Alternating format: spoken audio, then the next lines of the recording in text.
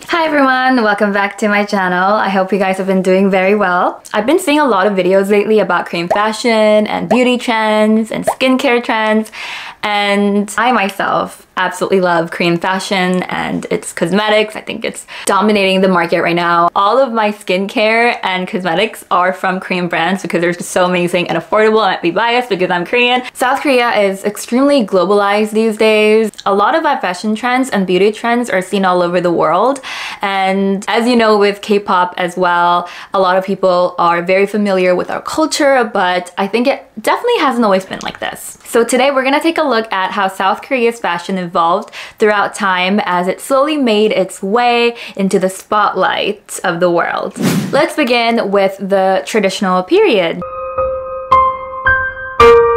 So let's go all the way back to 1876 to 1910. The fashion of this era was hanbok. As you know, hanbok is the traditional Korean clothing. You might be familiar with it through old historical K-dramas, or even if you visit Korea, you can go to a palace such as the Gyeongbokgung Palace, and it is a very popular thing to rent hanbok for very affordable prices for about an hour to 2 hours to the whole day and just walk around, take photos. I've actually done this so many times. Every single time my friends from abroad, they come to visit Korea, we always need to go to the palace and wear the traditional dresses, and it's just so much fun. Now there's so many beautiful designs to choose from with different colors. However, back then, the main colors that were used for hanbok was traditionally red, yellow, blue, black, and white. The less wealthy people would also have one hanbok and they would wear it to special occasions.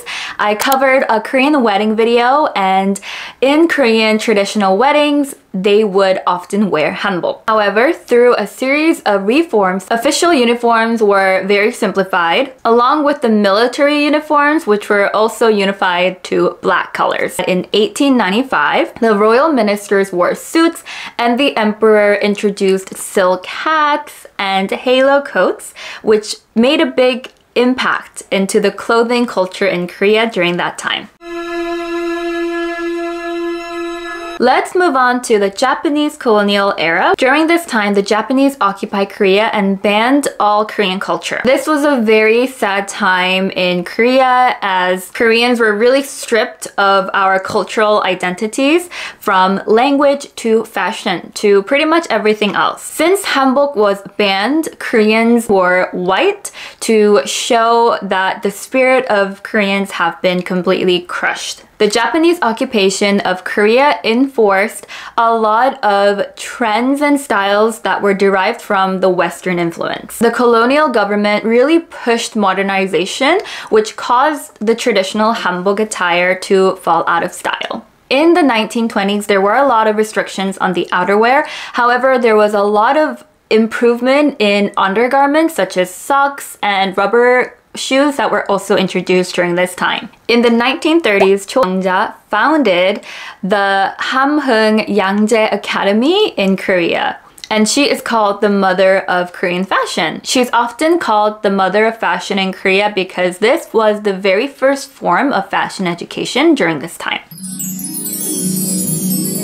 After the Japanese occupation of Korea came the Liberation era, which happened in 1945 to 1950. We can think of this period after the Japanese occupation as kind of like a rebirth of the Korean traditional style, to protest against the control that the Japanese formerly had. When Korea was liberated in 1945, Koreans showed their love and support to the Korean culture by wearing hanbok.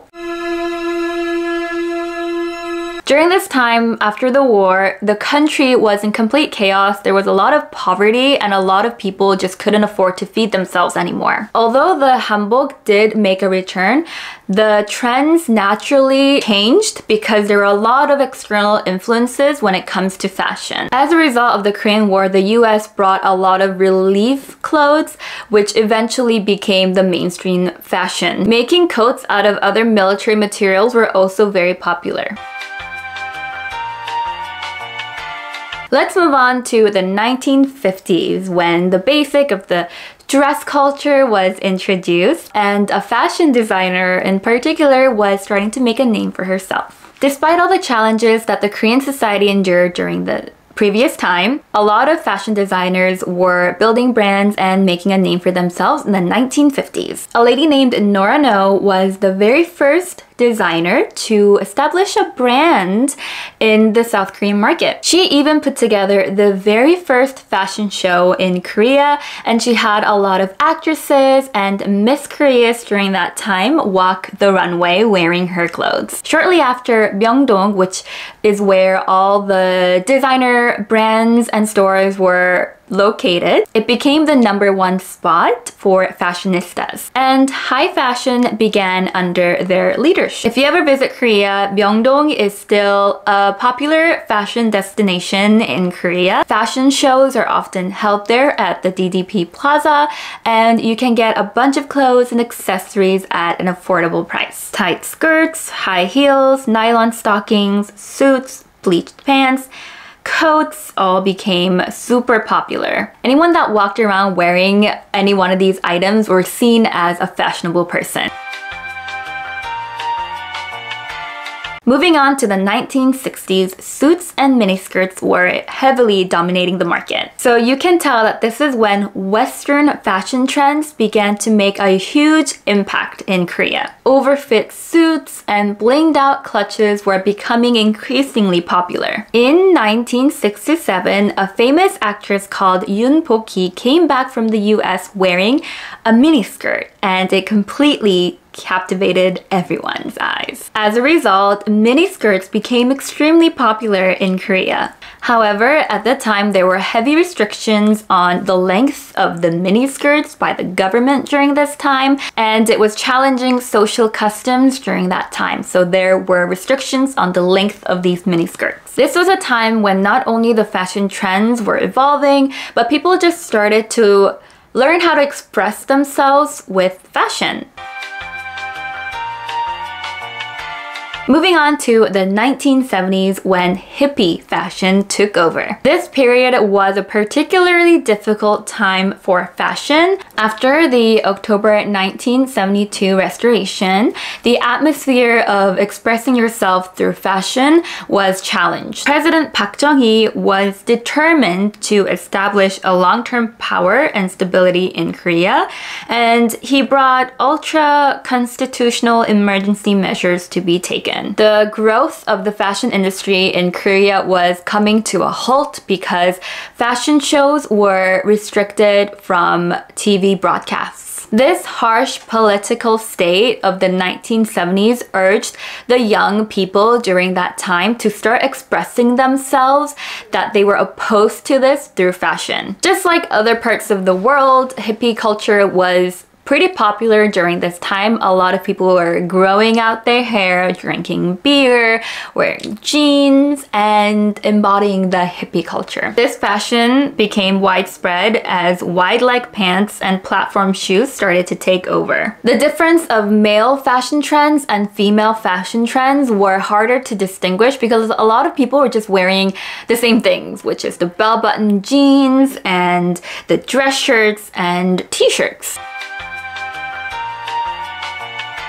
After the hippie fashion, there was disco fashion, which was introduced in 1980s. Clothes became a lot more colorful and a lot of Western brands were really selling out. If you saw the K-drama Reply 1988, there's a lot of disco fashion in there, which were very popular in the 1980s. There was an explosive economic growth in South Korea, which meant the society was rapidly changing, in addition to the retro style. As the society also started to modernize at a very fast speed, there was color TV, women's magazines, fashion magazines, and it just helped diversify the world of fashion. This era is often labeled as, casualness, with a bit of individualism, and they were free to express themselves through fashion. Outside of the conformity of school uniforms,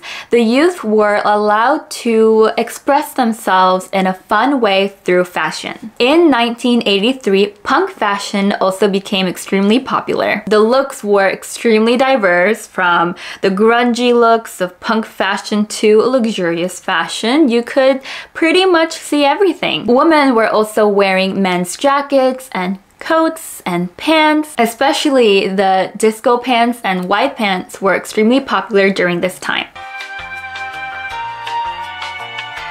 Let's move on to the 1990s, when hip-hop fashion was introduced and it was taking over. During this time, the Korean economy was booming, so people had more money to spend on other things besides from their daily necessities such as fashion. As society advanced, women's rights were also increasing, which had many more options in the fashion world. Just like today, celebrity fashion and K-pop fashion also made a huge impact in the culture. There was a K-pop boy group called Seo and the Boys, and their fashion trends just took over Korea. They often wore loose pants and bucket hats, and a lot of the general public started to wear loose pants and bucket hats. This fashion was unfamiliar during that time because it was very American, but it sure had its charm. The makeup industry here was also booming with the introduction of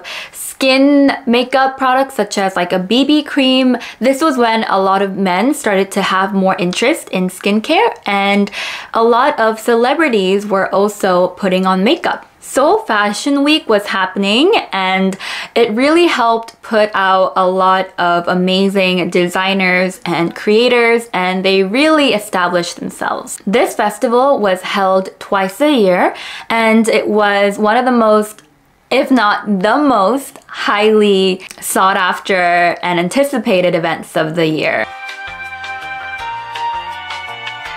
So after the scene of hip-hop in the 1990s, let's move on to the 2000s. In the year of 2000s, fashion was becoming a bit more unpredictable, and there was a lot of colors that were introduced. There were new styles that were constantly being created that were mixing different styles and elements together, so you never really knew, you could never really predict what was going to hit. A lot of people just wanted to stand out, so they try to be as different as possible. Because of the internet culture that was starting to make its way into the fashion world, the Dongdaemun fashion town also played a pivotal role during this time because people were shopping online. Moving on to a more recent time, 2010. In 2010, Individuality made a huge impact in the Korean fashion. We were no longer conforming, there were no strict government regulations, so it was a time with complete freedom on how we can express ourselves through our clothes. Regardless of your gender, your age, everyone could find something that they like. They started to get their own identity when it comes to what they want to wear, what they find fashionable. Retro and modern styles were becoming very mainstream, and a lot of people just didn't care that much about what was really in style. They just wanted to wear something that was comfortable. Some loved the idea of bright, fun colors to help them stand out, while others didn't want to stand out too much, and they just resorted to something more casual and comfortable for daily wear. Also, with the popularization of sports such as golf and other athletic activities, there were a lot of athleisure wear that were introduced to the fashion world as well, where you would be wearing outfits that would make you look like you're gonna go out and play with sport, but make it fashion. Workout clothes doesn't only have to be for the gym, but it can be for everyday life as well. People were no longer dressing in large overfit t-shirts and baggy jeans, but it was more very well fitted and very color coordinated outfits. Now that was the history of Korean fashion. Now we can look at what trends are polarizing the fashion market these days and what we can see when we're walking around. These days you can see a combination of very stylish dresses if you're a girl, you know, dress shirts if you're a guy, but also very comfortable fashion just out when you're walking around. You see a lot of baggy jeans are making a comeback, but also a lot of, you know, loose fitted t-shirts or pants that are very comfortable to wear. Unlike the past when the public in Korea could only kind of follow along with the fashion trends, nowadays we kind of set the trends for the global market these days. Whether it be for fashion, cosmetics, skincare, the global market has been influenced by the Korean culture. But above all, the Korean hanbok is the biggest symbol of Korean fashion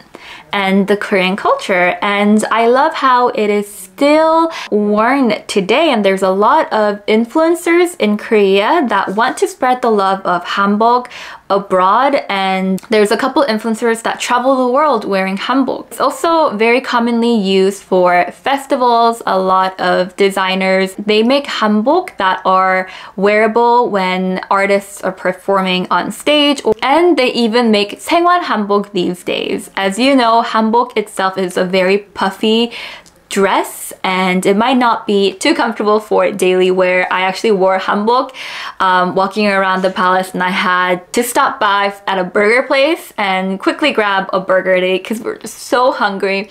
And I have to admit, it wasn't the most comfortable outfit to wear when you are trying to walk into a store because it's just so big and when you're sitting down.